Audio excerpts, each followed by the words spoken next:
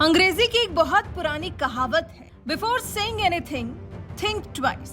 कुछ भी बोलने से पहले 2 बार जरूर सोच लेना चाहिए। लेकिन लगता है जैसे दिल्ली के मुख्यमंत्री अरविंद केजरीवाल इस कहावत पर कभी अमल नहीं करना चाहते। जब शीश महल पर बात करनी थी तब तो बात बात पर प्रेस कॉन्फ्रेंस करने वाले अरविंद केजरीवाल ने अपने होठ सिल लिए, और अब जब नरेंद्र मोदी सरकार ने 2000 रुपए के नोट पर रोक लगा दी तो फिर लगे बड़े बड़े बयान देने। क्यों?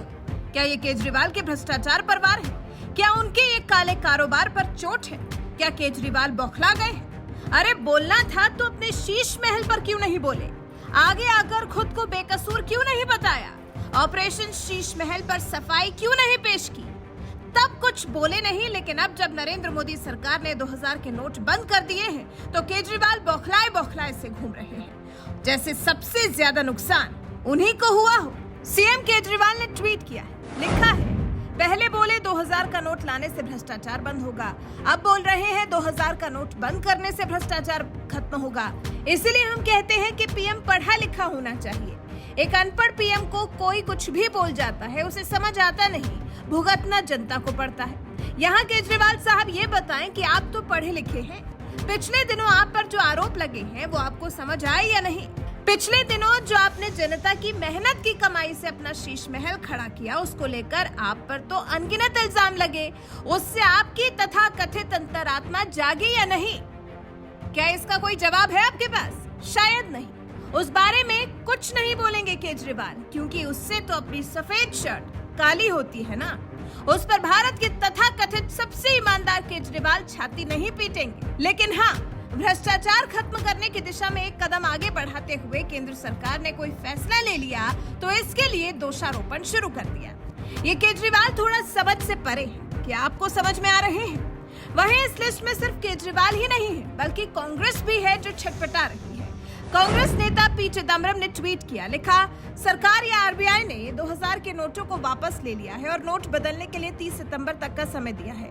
2000 के नोट लेन देन के प्रचलित माध्यम नहीं है। हमने ये नवंबर 2016 में ही कर दिया था और ये सही साबित। मुझे कोई आश्चर्य नहीं होगा कि अगर सरकार दोबारा 1000 के नोट लेकर आएगी। नोटबंदी ने अपना चक्र पूरा कर लिया है।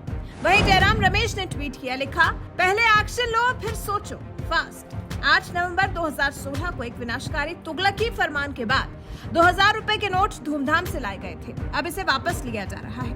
वहीं 2000 के नोट बंद होने पर पश्चिम बंगाल की मुख्यमंत्री ममता बनर्जी ने क्या प्रतिक्रिया दी है वो भी जान लेते हैं। ममता बनर्जी ने लिखा है, तो 2000 रुपए धमाका नहीं था, बल्कि 1 अरब भारतीयों के साथ बहुत बड़ा धोखा था। मेरे प्यारे भाइयों और बहनों, जाग जाओ। नोटबंदी के कारण हम सभी ने जो झेला है उसे भुलाया नहीं जा सकता है, और जिन्होंने ये दर्द दिया है उन्हें माफ नहीं करना चाहिए। वहीं नए नए सीएम पद पर विराजमान हुए सिद्धरमैया भला इस पर अपनी प्रतिक्रिया कैसे न देते? कह रहे हैं, नरेंद्र मोदी की एक और नोटबंदी। दुखद है, बीजेपी सरकार अपनी नीतियों को लेकर स्पष्ट ही नहीं है। अगर उनका बैन करने का ही प्लान था तो 2016 में 2000 का नोट लाया ही क्यों था? बीजेपी की कोशिश अपनी विफलताओं से लोगों का ध्यान भटकाने के लिए है। तो कुछ इस तरह से विपक्ष तो पूरी तरह से नरेंद्र मोदी सरकार पर इस एक मुद्दे के बहाने हावी हो जाना चाहता है, लेकिन इन सब में भी बौखलाहट, खिसियाहट सबसे ज्यादा केजरीवाल के सामने आ रही है। जैसे नरेंद्र मोदी सरकार ने अपने इस एक्शन से उनका कोई बनता काम बिगाड़ दिया हो। वैसे आपको बता दें, आरबीआई ने बैंकों को सलाह दी है कि वो 2000 के नोट तत्काल प्रभाव से जारी करना बंद कर दें। आरबीआई के मुताबिक जिन लोगों के पास 2000 के नोट हैं वो उसे बैंक में जमा कर सकते हैं या उसके बदले दूसरे नोट ले सकते हैं। बैंकों को कोई दिक्कत ना हो, इसके लिए नोट बदलने की सीमा 20,000 रुपए रखी गई है, यानी एक बार में आप 20,000 तक के 2000 के नोट एक्सचेंज कर सकते हैं। ये सुविधा 23 मई से शुरू होगी और 30 सितंबर तक चलेगी। वैसे दिल्ली के मुख्यमंत्री अरविंद केजरीवाल जिस तरह से एक मुद्दे को लेकर आग बबूला हो रहे हैं, पीएम नरेंद्र मोदी की पढ़ाई लिखाई पर सवाल कर रहे हैं, जिस तरह से केंद्र की नरेंद्र मोदी सरकार के साथ साथ भारत के प्रधानमंत्री पर निजी हमला बोल रहे हैं, इस बारे में आपका क्या कुछ कहना है? अपनी राय हमें कमेंट कर जरूर बताएं।